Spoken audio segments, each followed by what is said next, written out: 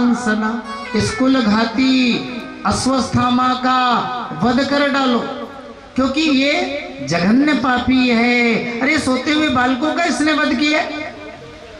ये कितना दुराचारी है कि इसने अपने मालिक दुर्योधन को भी सुख नहीं दुख ही पहुंचाया।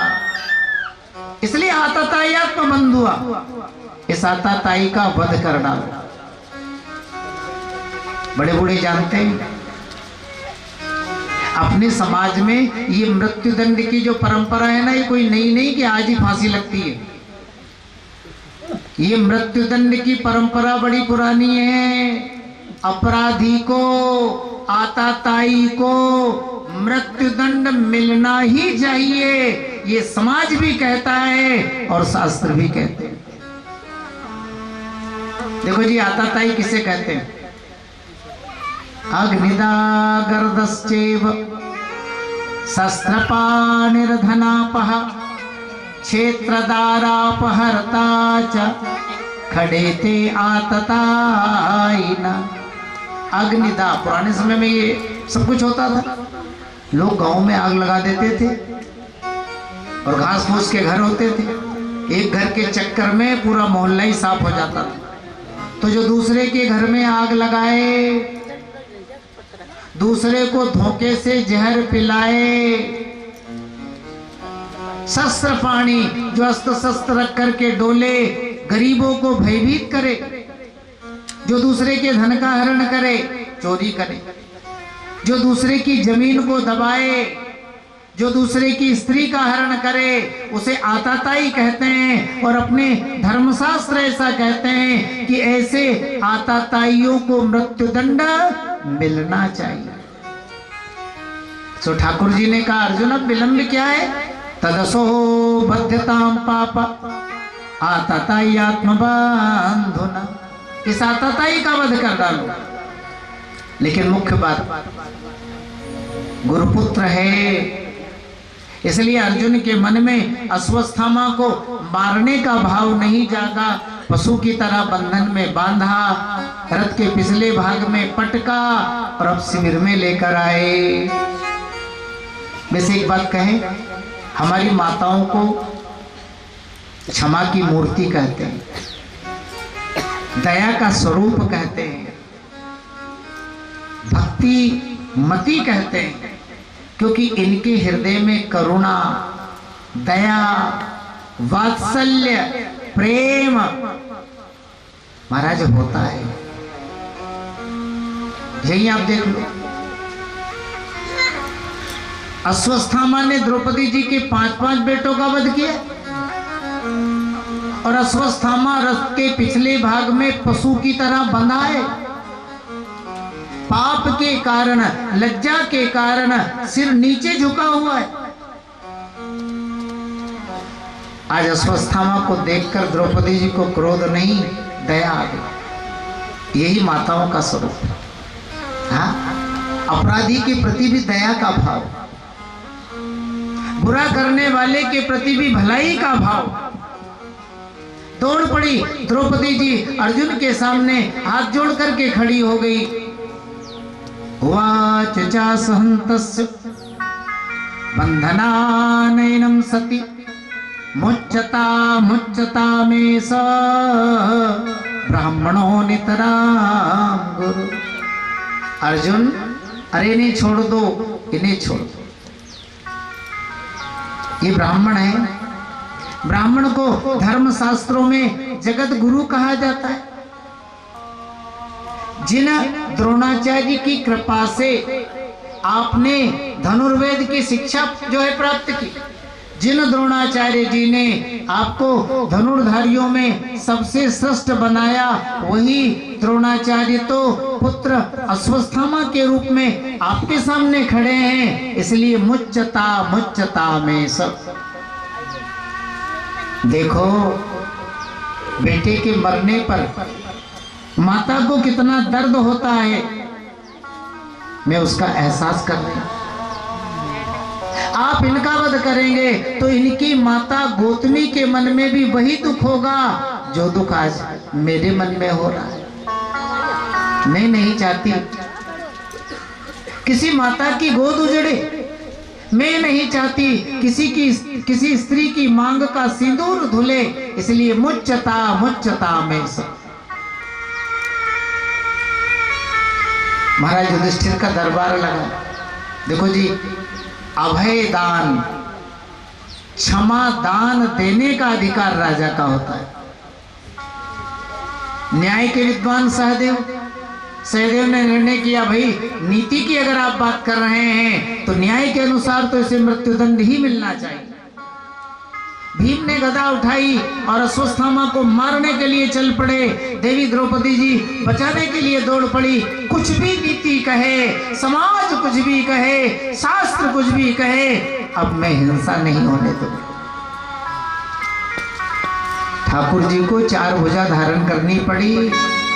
2 हाथों से भीम को रोका, भैया आप भी ठहर जाओ, और 2 हाथों से द्रौपदी जी को, बहन जी आप भी बैठ जाओ। अर्जुन जो भी करना है आप करें।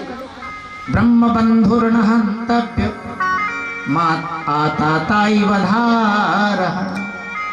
देखो, ब्राह्मण का वध नहीं करना चाहिए, शास्त्र ऐसा कहते हैं, लेकिन ब्राह्मण आताताई है तो उसका वध भी कर देना चाहिए। लेकिन जो भी करना है अर्जुन आप करें। मुख्य बात, गुरुपुत्र होने के कारण अर्जुन के मन में अश्वत्थामा को मारने का भाव नहीं जगा, लेकिन प्रतिज्ञा किए, इसलिए तलवार को उठाया, दाढ़ी मूछ इत्यादि के केसों को मुड़ा, राज्य को छीना, धन को छीना और अपमानित करके देश निकाला, जो है दे दिया।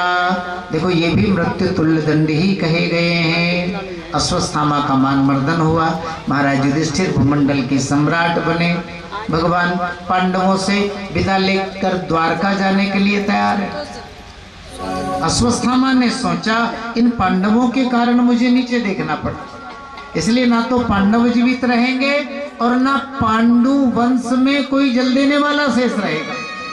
सो पांडवों को मारने के लिए 5 दिव्य बाणों का प्रयोग किया। अब देखो जी, बालक तो कोई है नहीं इनके वंश में, और यदि कोई बालक है तो अभिमन्यु की पत्नी उत्तरा के गर्भ में गर्भस्थ शिशु को मारने के लिए पुनः ब्रह्मास्त्र का प्रयोग किया। देवी उत्तरा घबरा गई। इस विषम परिस्थिति में गोविंद को छोड़कर के मेरी रक्षा कोई नहीं कर पाएगा। राजमहल को छोड़ा, नंगे पैर दौड़ पड़े। जो ही भगवान रथ में बैठने के लिए तैयार हुए, एक चरण उठाया, भगवान ने रथ में रखा। अरे अभी दूसरा चरण तो पृथ्वी पर ही है। इतने में देवी उत्तरा आकर भगवान के चरण से जो है लिपट गई। पाहि पाहि महायोगिन देवदेव जगतपते, नान्यं तद्भयं पश्ये यत्र मृत्यु परस्परम्।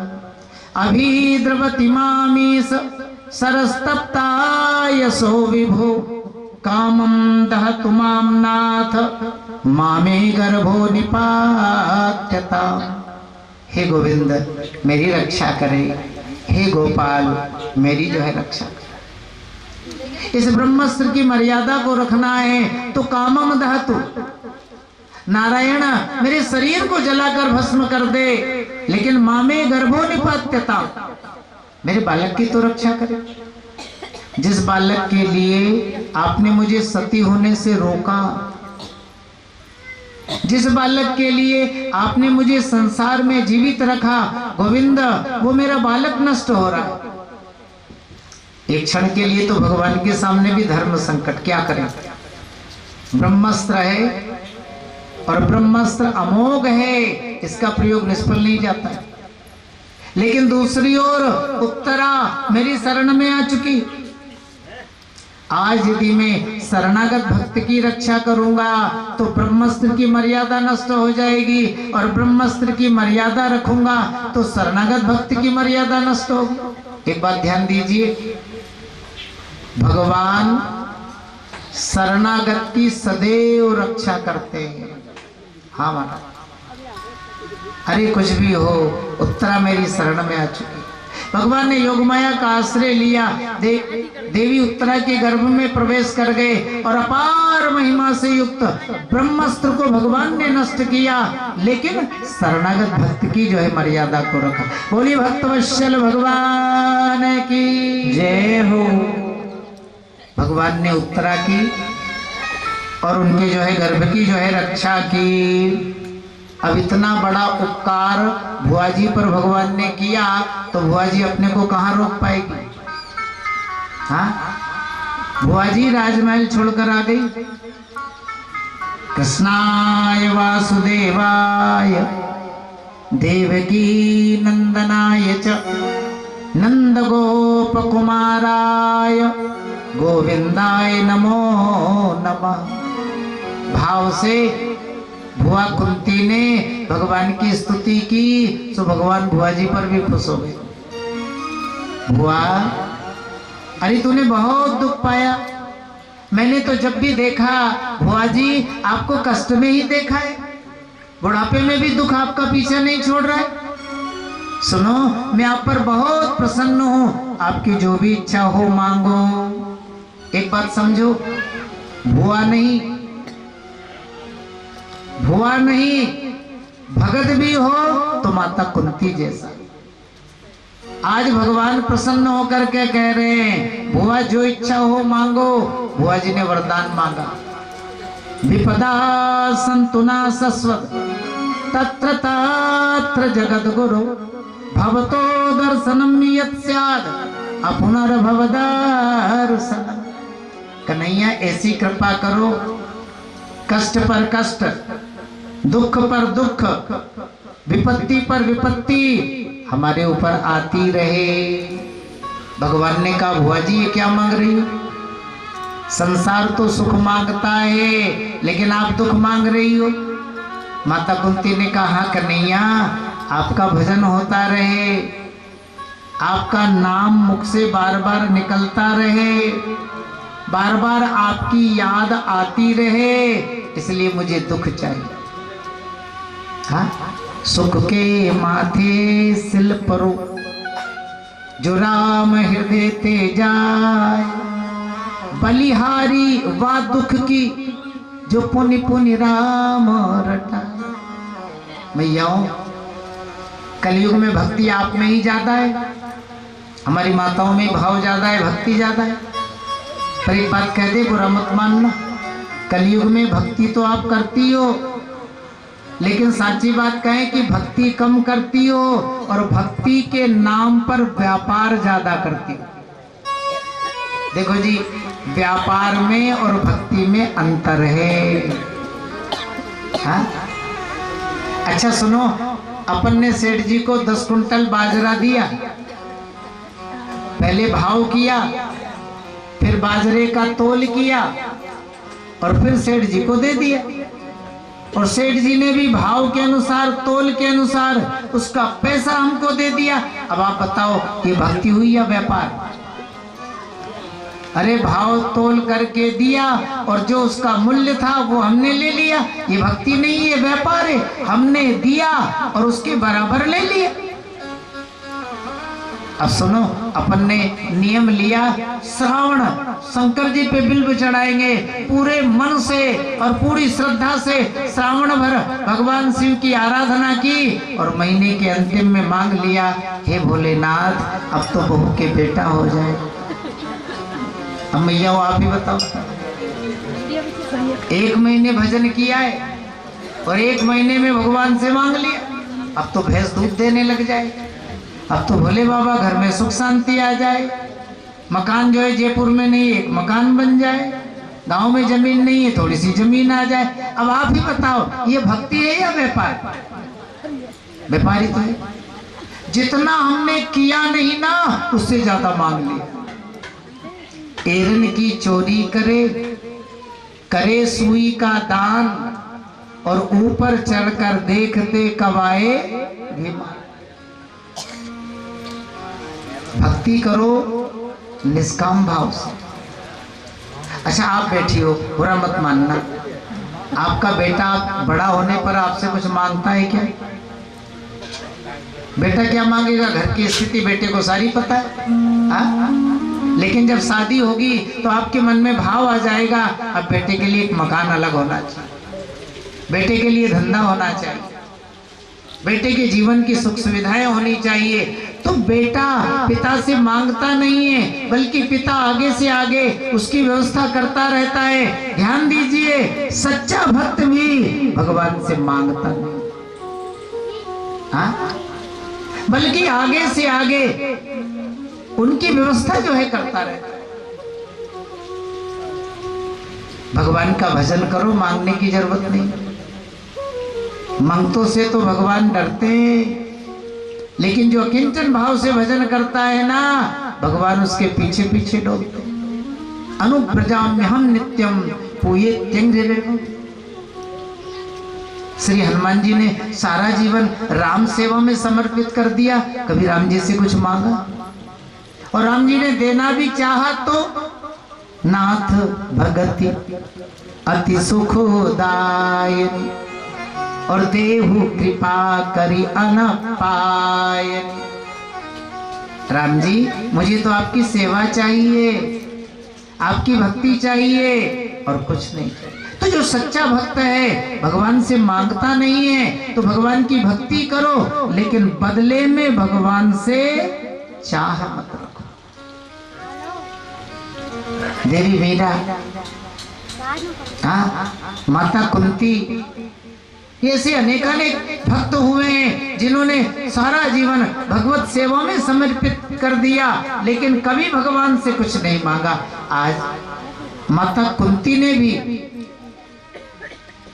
कभी भगवान से मांगा नहीं, और मांगा तो भी कितना बढ़िया, आपका भजन होता रहे, आपकी याद आती रहे, आपका स्मरण बना रहे। इसलिए कन्हैया हमें दुख चाहिए।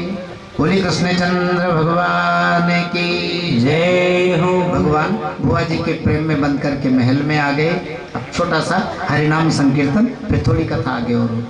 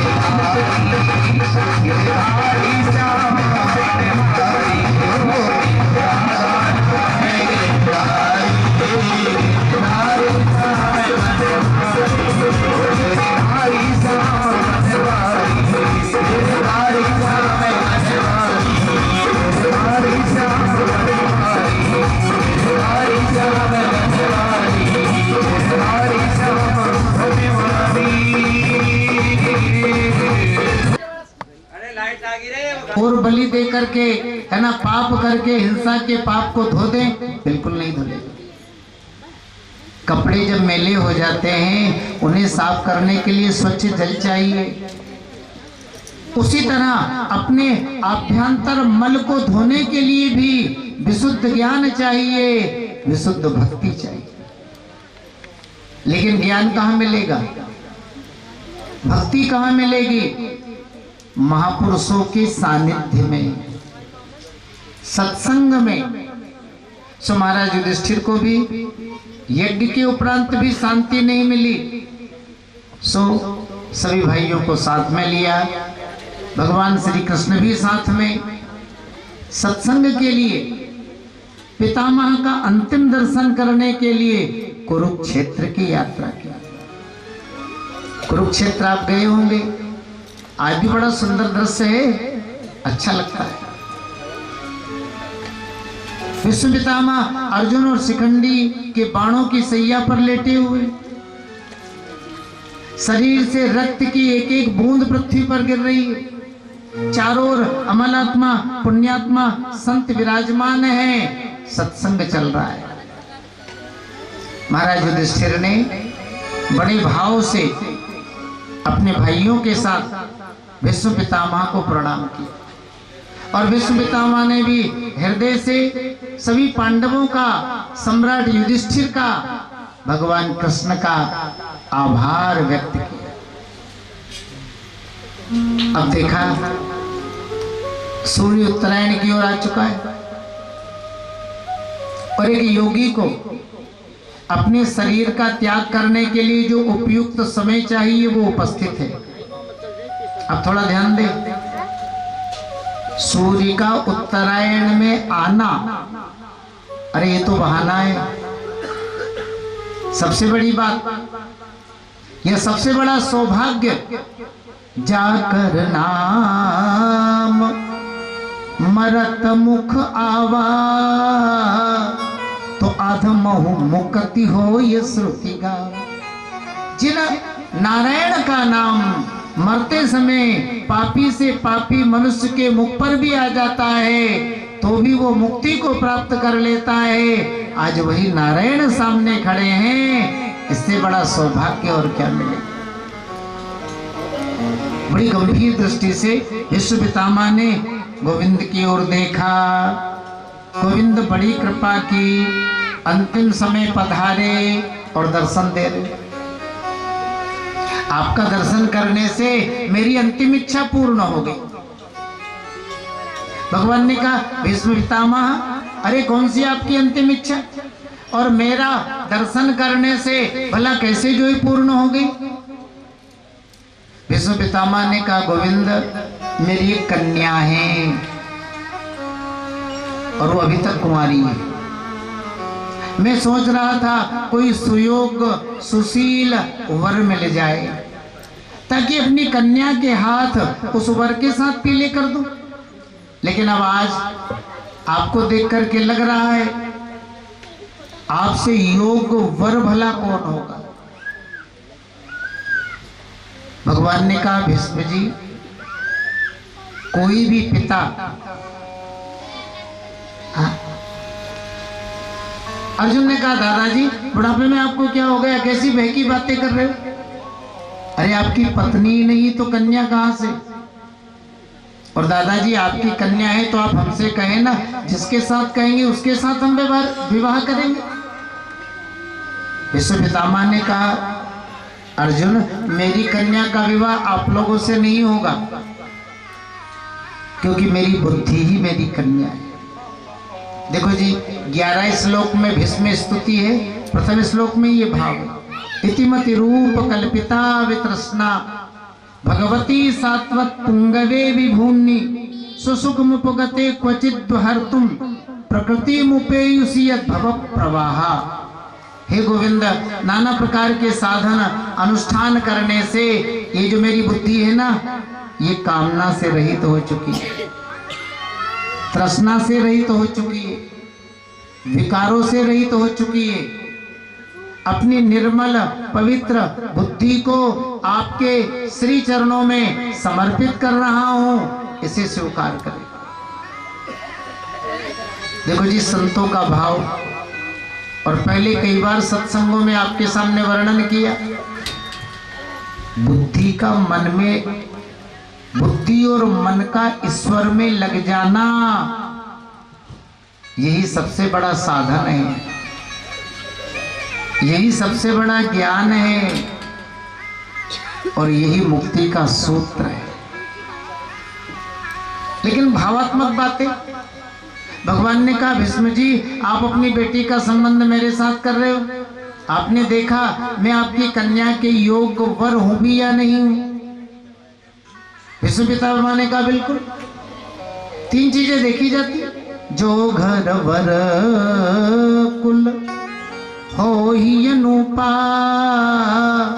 तो करिए विवाह सुता अनुरूप। घर, वर और कुल, तो कन्हैया आप तीनों में ही हमसे बढ़कर हो। देखो जी, सबसे पहले कुल, पिता देखता है आपका खानदान सबसे अच्छा खानदान, ऐसा कौन सा कुल है जिसमें कलंक नहीं लगा हो? लेकिन कन्हैया आपका कुल तो इतना बढ़िया है, पापी से पापी, नीच से नीच, दुराचारी से दुराचारी भी आपके कुल में आ जाए, उसके सारे पाप ताप धुल जाते हैं और वो साधुओं की तरह पवित्र हो जाता है। हमारे कुल में कलंक लगते हैं, लेकिन कन्हैया आपके कुल में कलंक धुलते हैं। अब धन में भी आप किसी से कम नहीं। मोनि जन धन सर्वस शिव प्राण। और तीसरा वर अर्थात रूप, रूप में भी आप किसी से कम नहीं। तो मैंने तीनों दृष्टियों से विचार करके देखा, आप मेरी कन्या के अनुरूप हैं। भगवान ने कहा भीष्म जी एक बात बताओ, आप मुझे अपनी बेटी का पति बना रहे हो। अच्छा सुनो, पति किसे कहते हैं? देवता लोग पीछे बैठे, हमारी माताएं आगे बैठी। पति,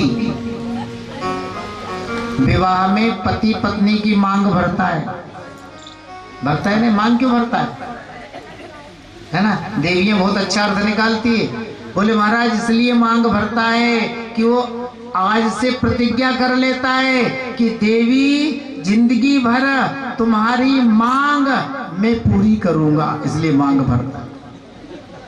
तो मांग भरने का, मांग पूरी करने का ठेका ले लेता है कि जिंदगी भर तुम्हारी मांग का ठेका मेरा है, मैं तो मांगे जाओ और करे जाओ।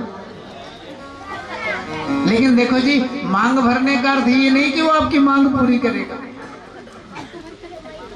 मांग भरना अर्थात समाज के सामने, देवताओं के सामने ये प्रतिज्ञा करना कि देवी अब से तुम्हारे संपूर्ण जीवन का उत्तरदायित्व मेरा है, मैं तुम्हारी रक्षा करूंगा। मांग भरना अर्थात पत्नी के सम्मान की रक्षा करने की प्रतिज्ञा करना। इसलिए देवताओं पति को पति कहते, पति किसे कहते हैं? पाति रक्षति इति पति। पत्नी के सम्मान की, पत्नी के स्वाभिमान की जो रक्षा करे उसे कहते हैं पति। अब कितने देवता तो बुरा मत मानना, सुबह से शाम तक गाली बकने का ही धंधा करते हैं, क्योंकि और तो इनकी गाली कोई सुने नहीं, और किसी को बकेंगे तो डंडा उठा करके इलाज करने में भी कसर नहीं रखेगा। सो पत्नी को ही रात दिन बकेगा। अरे आप पति हो, आपने समाज के सामने प्रतिज्ञा की है कि देवी तुम्हारे स्वाभिमान की रक्षा मैं करूंगा, तो पत्नी के सम्मान की, पत्नी के जो स्वाभिमान की रक्षा करे उसे कहते हैं पति। भगवान ने कहा आप भी मुझे अपनी बेटी का पति बना रहे हो। अब बड़े बाप की बेटी, आप जैसा महापुरुष, और आप जैसे महापुरुष की बेटी, बड़े घराने की बेटी का स्वाभिमान भी बड़ा ही होता है। बड़े घराने की बेटी का स्वाभिमान भी बड़ा ही होता है। तो मैं आपकी बेटी के स्वाभिमान की, सम्मान की रक्षा कर भी पाऊंगा या नहीं कर पाऊंगा? आपने विचार किया? विश्व पितामह ने कहा, गोविंद मैंने सब कुछ विचार किया है, मुझे तो यहां तक विश्वास, हर स्थिति में आप मेरी बेटी के सम्मान की, स्वाभिमान की रक्षा करेंगे। क्योंकि जो जीव आपकी शरण में आ जाता है ना, उसकी रक्षा में आप कमी नहीं रखते हो। सखा सोच त्यागे हूं बल मोर, और सब विधि घटब काज में तो। जो जीव आपको समर्पित हो जाता है, आपके शरणागत हो जाता है, आप सभी प्रकार से उसकी रक्षा करते हैं। मैंने तो महाभारत युद्ध में यहां तक देखा कि आपने दासी तक का रूप बनाया, लेकिन अपने भक्त पांडवों की रक्षा में कमी नहीं रखी। देखो, कथा नहीं कहेंगे, आप सब पहले सुन चुके हैं। भगवान विश्व पितामह ने जब प्रतिज्ञा कर ली ना कि पांचों पांडव में से एक पांडव का वध करूंगा, तो दासी का रूप बनाकर द्रौपदी जी को ले गए और पितामह से आशीर्वाद दिलवाए। सौभाग्यवती भव, आशीर्वाद दिला करके भगवान ने पांडवों के प्राणों की रक्षा की। तो गोविंद, भक्तों के लिए आपने क्या नहीं किया? अरे दासी तक का रूप बनाया, लेकिन रक्षा में कमी नहीं रखी। तो मुझे विश्वास है मेरी बेटी भी आपके पास में रहेगी, तो आप सभी प्रकार से उसकी रक्षा करेंगे। मुख्य बातें 11 श्लोकों में विश्व पितामह ने भगवान की स्तुति की और अपने मन को भगवान में लगाया, अपनी बुद्धि को भगवान के श्री चरणों में लगाया और मुक्ति को प्राप्त हो। सुनो, संसार में सबसे सस्ते हैं तो हमारे ठाकुर जी, ये सबसे सस्ते हैं। अच्छा, बुरा मत मानो, संसार में किसकी पूछ है? आप संसार में जी रहे हो, आप ही बताओ किसकी पूछ है? संसार में दो चीज की पूछ ज्यादा है। अपन सेठों के यहाँ नौकरी करते हैं तो तन की पूछ है, अपन सेठ जी के यहाँ या सरकार में नौकरी कर रहे हैं तो वहां तन की पूछ है। और सुनो, घर में रह रहे तो या धन की पूछ है। सेठ जी के दुकान पे काम करने के लिए जाएं, बढ़िया काम करेंगे तो नहीं, आदमी बहुत बढ़िया है, और एक दिन तबीयत खराब हो जाए, सेठ जी की नौकरी पे नहीं पहुंच पाए ड्यूटी पे, और खटिया पे पड़े पड़े ही मन से नौकरी करें, तन से नहीं मन से। और दूसरे दिन सेठ जी से कहें, जी तबीयत खराब थी, नौकरी पे नहीं आ पाया, लेकिन सेठ जी मैंने 8 घंटे की ड्यूटी मन से लगाई, भाई दुकान पे मन से रहा हूं मैं, कल का पेमेंट मिलना चाहिए। तो सेठ जी तत्काल कह देंगे, नहीं जी काम नहीं तो दाम नहीं। हाँ, सरकार कह देगी काम नहीं तो दाम। नौकरी करते हैं तो वह तन की पूछ है, और आदमी घर में रहता है तो यह धन की पूछ। जितना ज्यादा कमा के लाएगा ना, अरे पत्नी, बेटा, पोता और सब चिपके रहेंगे, जी बहुत अच्छे हैं हमारे पापा, बहुत अच्छे हैं हमारे दादा, बहुत अच्छी है हमारी दादी, क्योंकि माल खर्च कर रहे हैं ना इसलिए अच्छे। और बुरा मत मानना, हाँ, आप बेटे से, पोते से कितना ही प्रेम कर लो मन से, लेकिन खर्च करने के लिए नहीं है।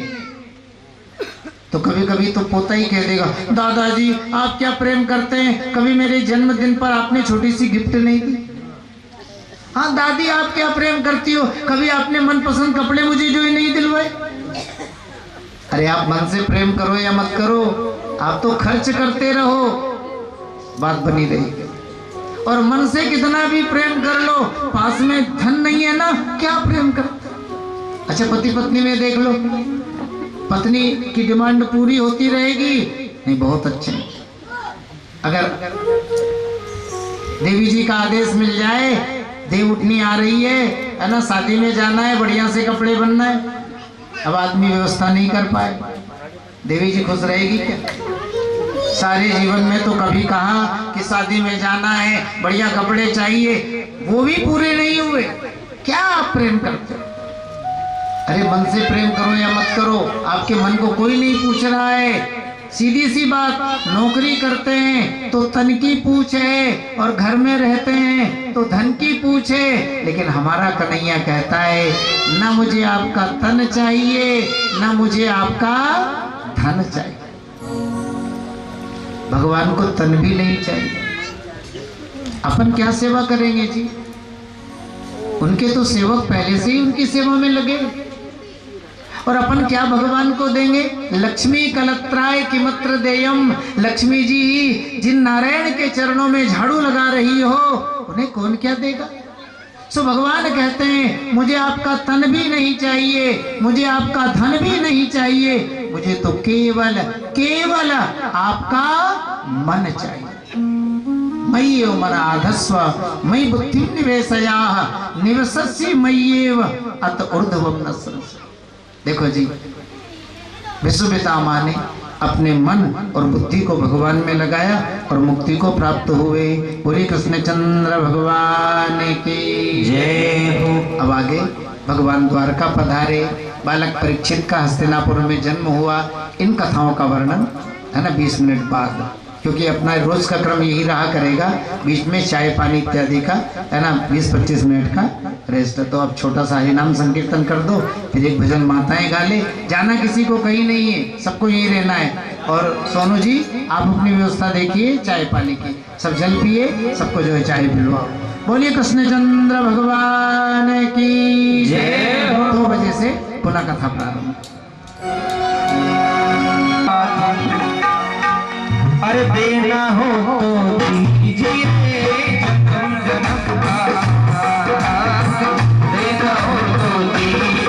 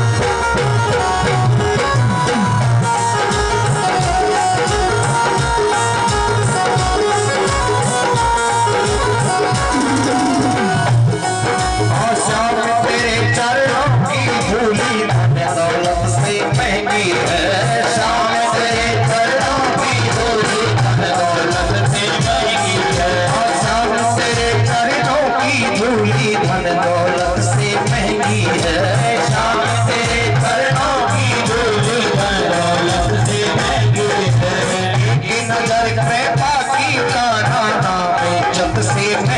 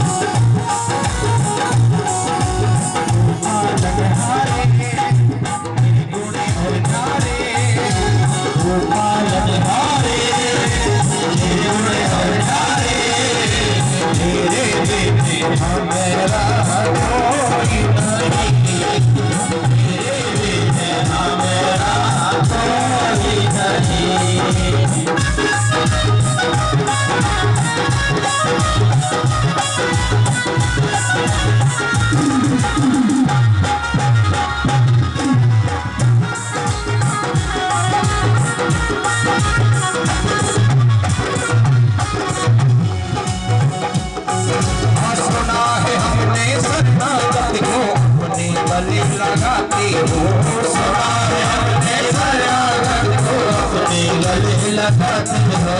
सुना है हमने शरणागत को अपने गले लगा, ऐसा हमने क्या मांगा जो देने में चकाती हो। ऐसा हमने क्या मांगा जो देने में चकाती हो। जैसे बीमारी जैसे बनवारी बस होती रहे मुलाकात, देना हो तो दीजिए देना हो तो दीजिए जन्म का। मेरे सिर पे रख दो खाना, मेरे सिर में रख दो खाना, देना हो तो दीजिए जन्म का। अरे देना हो तो दीजिए जन्म का।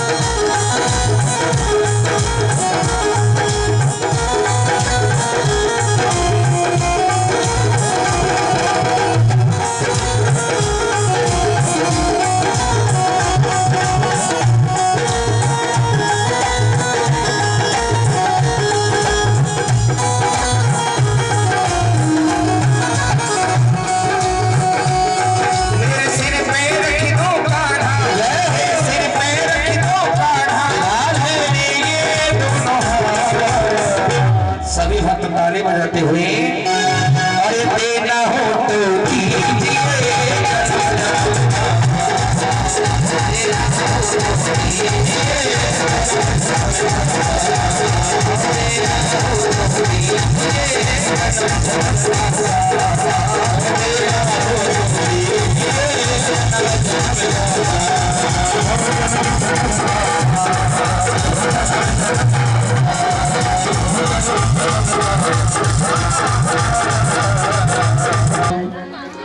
कर्णयो कर्णिकारं बिभ्रद्वासः कनककपिशं वैजयन्तीं च मालां रन्ध्रान् वेणुरधरसुधया पूरयन् गोपवृन्देर्वृन्दारण्यं स्वपदरमणं प्राविशद्गीतकीरतिः बंसी विभूषित करान्नवनीरदाभ पीताम्बरादरुण बिंब फलादरुष्ठा पूर्णेन्दु सुंदर मुखा दरविंद नेत्रा कृष्णात् परं किमपि तत्त्वमहं न जाने। भक्त भक्ति भगवंत गुरु चतुर्नाम बपुएक, इनके पद वंदन किए ना सतविघ्न अनेक। बोलिए श्री हनुमंतलाल जी महाराज की जय, जगदम्बे मैया की जय, भैरव बाबा की जय, भागवत भगवान की जय। जय जय श्री राधे श्याम। देखो माँ भगवती की महती कृपा, उनके पावन चरणों में बैठकर हम आपको श्रीमद् भागवत कथामृत पान करने का सुंदर सौभाग्य जो है प्राप्त हो रहा। अभी कथा में वर्णन हो रहा था भगवान श्री कृष्ण पांडवों से विदा लेकर जब द्वारका पधारे तब हस्तिनापुर में बालक परीक्षित का जन्म हुआ। ब्राह्मणों ने बालक का जातकर्म संस्कार किया और नामकरण का समय आया तो इस बालक का नाम रखा विष्णु रात। भाई गर्भावस्था में इस बालक की जो रक्षा की है ना, वो भगवान विष्णु ने।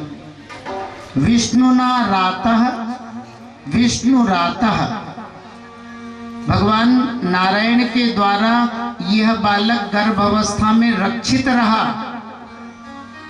इसलिए इस बालक का नाम विष्णु रात। और यह बालक संसार में परीक्षित के नाम से प्रसिद्ध होगा। परीक्षित, परितः ईक्षितः इति परीक्षित। गर्भावस्था में इस बालक ने अपने चारों ओर भगवान नारायण का दर्शन किया, इसलिए परीक्षित। अब देखो जी, तीर्थ यात्रा करके विदुर जी महाराज आए हस्तिनापुर। किस लिए? अपने भाई धृतराष्ट्र का हित करने के लिए। देखो जी, हमारे संत कहते हैं स्वर्ग और नरक परलोक में है जी, ये परलोक की बात है। लेकिन अत्रैव नरका स्वर्ग इति माता प्रचक्षते, भगवान ने तीसरे स्कंद में कहा नरक और स्वर्ग यहाँ भी है। अरे अपने घर में सारा वातावरण अनुकूल है तो घर को ही आप स्वर्ग मान लीजिए, और घर का सारा वातावरण प्रतिकूल है तो अपने घर को नरक मान लीजिए। परिवार अच्छा है तो घर स्वर्ग ही है।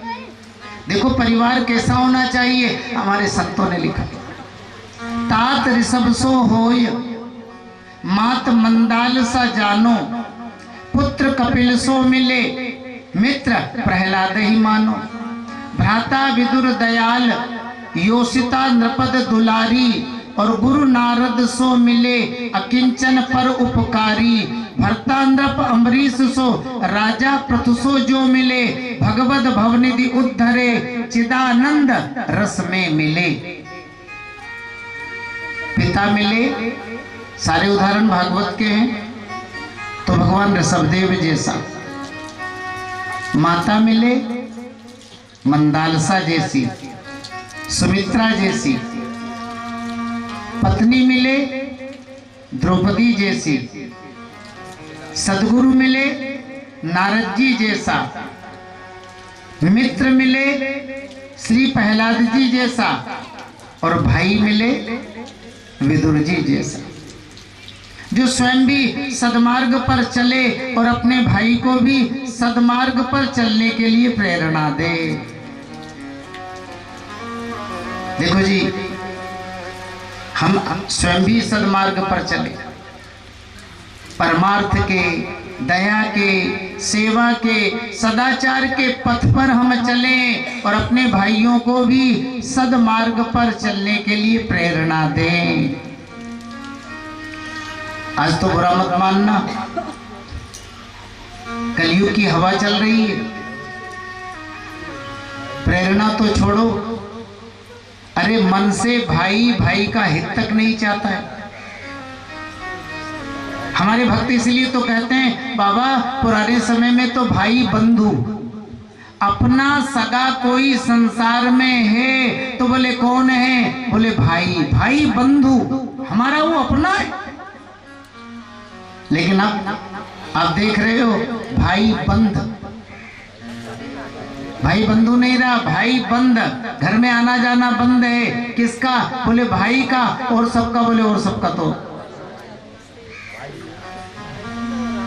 चित्रकूट हमारे भक्त लोग कई गए भी हैं।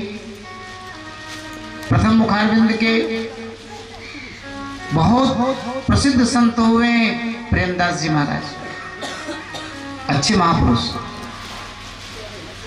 वो कहा करते थे, दुनिया में कूट अनेक है पर चित्रकूट सा कूट नहीं। दुनिया में झूठ अनेक है पर जटा जूट सा झूठ नहीं। दुनिया में लूट अनेक है पर राम नाम सी लूट नहीं। और दुनिया में फूट अनेक है पर भाई भाई सी फूट नहीं।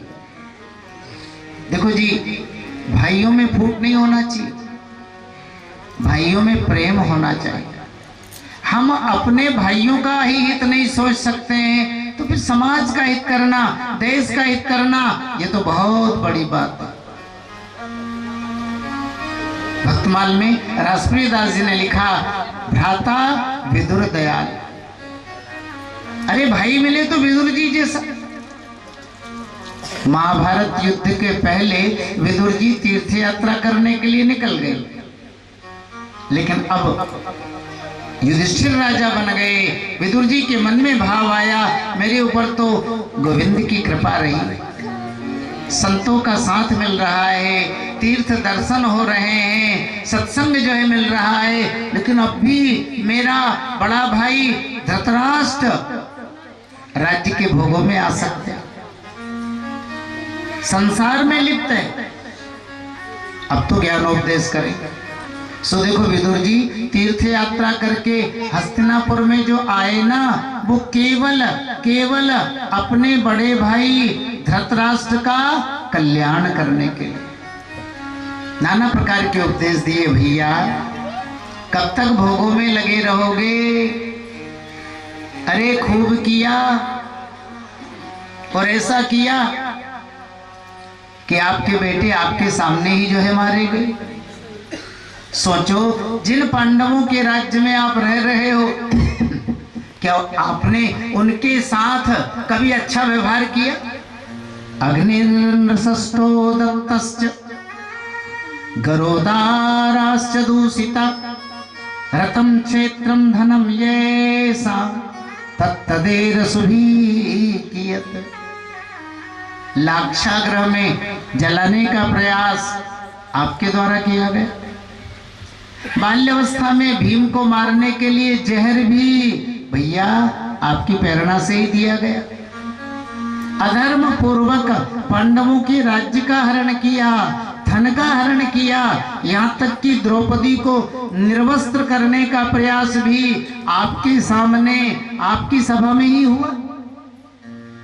और इसी पाप के कारण आपके सैकड़ों बेटे मारे गए, लेकिन दुख अब तक भी आपको ज्ञान नहीं हुआ। अरे अब तो अपने कल्याण के रास्ते पर चलो, नारायण का भजन करो। देखो जी, कलम ने कहा था दुख में ज्ञान असर करता है। धृतराष्ट्र रोने लगा, भैया विदुर मैं तो आंखों से अंधा हूं, मुझे कुछ दिखाई भी नहीं देता है, वन में जाऊं तो कहां जाऊं, रहूं तो कैसे रहूं, भजन करूं तो कैसे करूं। विदुर जी ने कहा सदमार्ग पर आप चलोगे तो भाई भाई के काम आता है, मैं आपकी सहायता करूंगा। आज भी आप हरिद्वार जाओ ना, हरिद्वार से ऊपर गंगा मैया 7 धाराओं में विभक्त है। सप्तऋषियों के कारण गंगा मैया की 7 धाराएं ऋषिकेश और हरिद्वार के बीच में। विदुर जी धृतराष्ट्र और गांधारी को लेकर वहां गए, भजन साधन करने लगे। अब महाराज युधिष्ठिर को पता लगा दुख तो होगा ही ना, मेरी सेवा में कमी रह गई है ना, शायद मेरे व्यवहार में कोई कमी रह गई, जो मेरे बड़े माता पिता बिना मुझे कुछ बताए सब कुछ छोड़ करके चले गए। संत नारद जी आए, युधिष्ठिर अब कलयुग आने वाला है, समाज की स्थिति दयनीय होगी, मैं तो इतना समझाने के लिए आया हूँ, अब समय बड़ा है ना खराब जो है आ रहा है। महाराज युधिष्ठिर को नारद जी ने ज्ञानोपदेश, धृतराष्ट्र को मानो विदुर जी ने ज्ञानोपदेश किया। एक बार महाराज युधिष्ठिर अपनी सभा में बैठे, एकाएक अर्जुन की याद आने लगी। भीम से कहने लगे, भैया भीम 7 महीने बीत गए, अर्जुन भगवान की इच्छा जानने के लिए द्वारका गए थे, लेकिन द्वारका से अभी तक नहीं लौटे, लगता है द्वारका में कोई अनिष्ट हो गया। चारों ओर बड़े बड़े अपशकुन हो रहे हैं, मृत्यु के संदेश देने वाले कपोत और उल्लू बड़ा कर्कश शब्द कर रहे हैं, मेरे हृदय में जो है बड़ा कंपन हो रहा है, चारों ओर अपशकुन जो है हो रहे हैं। देखो उसी समय अर्जुन का आगमन हुआ। महाराज अर्जुन की जो